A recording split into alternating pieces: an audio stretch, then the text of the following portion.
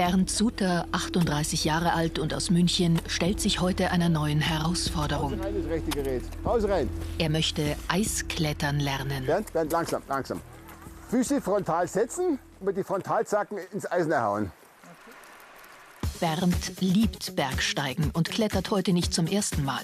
Doch im Eis ist alles anders. Also ich hätte es mir schon einfacher vorgestellt. Fürs Eisklettern verwendet man sogenannte Steileisgeräte in beiden Händen. An den Füßen trägt man Steigeisen. Florian Vogelmeier ist seit über 10 Jahren Trainer beim Deutschen Alpenverein. Für Bernd und 3 weitere Teilnehmer leitet er heute den Grundkurs Wasserfall-Eisklettern der Sektion München und Oberland. Kein ungefährlicher Sport, denn das Sicherungsseil schützt zwar vor einem Sturz in die Tiefe, aber nicht vor den scharfen Kanten des Equipments.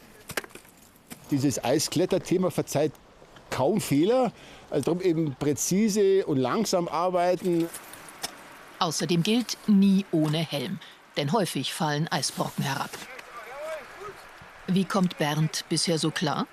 Also die größte Herausforderung für Bernd ist sicherlich die Fußarbeit. Du hast da einfach in den Armen viel, viel weniger Kraft. Man soll ja das benutzen, was da ist. Also sprich, Beine nutzen, sind stärker. Und da muss man auf jeden Fall noch mit ihm ein bisschen dran feilen heute und in den nächsten Tagen. Aber das wird schon werden.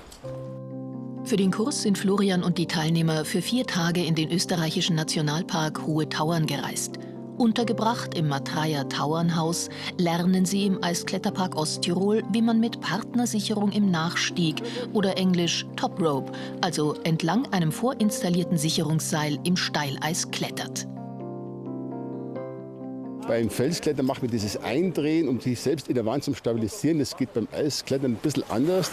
Du musst dann mit deinen Frontalzacken an den Steigeisen eben in der Wand drin stehen, Fersen fallen lassen, dass sich stabilisiert, strafft diesen Wadenmuskel und sorgt dafür, dass halt der Wadenmuskel auch durchblutet werden kann. Weil sonst tut es halt schnell weh und wird es halt auch einfach unangenehm, schlicht und ergreifend. Also dieses frontale Stehen, was man beim Sportklettern nicht machen soll, muss man hier wieder machen. Füße frontal an die Eisbahn, nicht eindrehen, jawohl, gut. Ja, genau.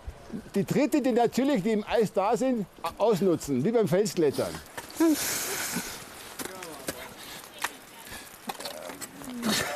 Also war gut, Fußarbeit ist besser geworden, aber noch ein bisschen prägnanter die Füße setzen.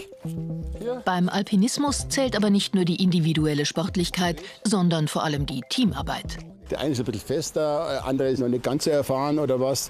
Das ist ja immer normal so. Und dass man sich nicht veräppelt, wenn irgendwas nicht hochkommt, dass man da jetzt keine Ehre verliert oder irgend so einen Unsinn, dann sagt, okay, ich gehe halt nur bis zur Hälfte der Route und komme dann wieder runter. Und es gibt keinerlei Blicke oder Kommentare dazu irgendwas. Von den Kletterpartnern hängt manchmal das Leben ab. Vor allem davon, ob sie einen gut sichern. Sind die Kursteilnehmer verlässlich? Sie machen ordentlich einen Knoten zu Ende, sie machen den Partnercheck, sonst Partner weg. Das ist so ein blödes Sprichwort, aber leider stimmt es halt einfach. Da sind sie eigentlich schon gut dabei. Will man im Vorstieg Eis klettern, also auf Routen ohne vorinstallierte Seilsicherung, muss man Eisschrauben setzen. Auch das lernt man im Kurs. Und jetzt halt Expresse rein, fertig. Was ist da jetzt richtig? Falsche Richtung.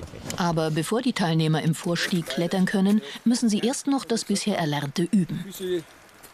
Bernd versucht's noch einmal und diesmal ganz nach oben zu kommen.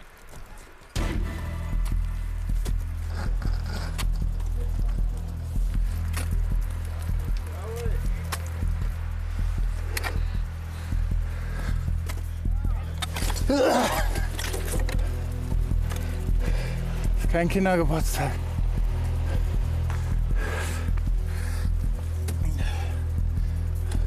Okay, rechter Fuß. Hoch.